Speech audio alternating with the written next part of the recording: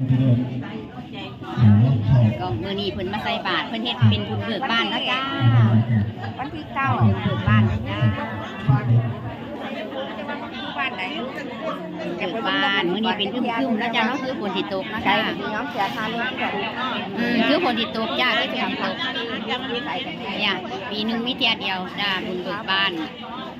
อันนี้ก็สำคัญต่อเป็นประเพณีของชาวอีสานเฮานะจ้าเนาะทุกบ้านชาวอีสานของเฮานะจ้าเป็นประจำทุกหมู่บ้านนะจ้าเพิ่นเฮ็ดทุกหมู่บ้าน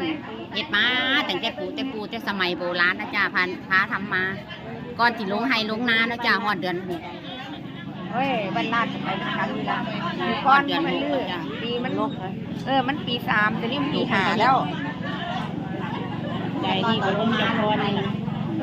บ้านนอกชาวอีสานเพิ่นทั้งหมดของเฮานะจ้าคลิปนี้ก็มีแต่เพียงเท่านี้เนาะจ้าเนาะสวัสดีจ้า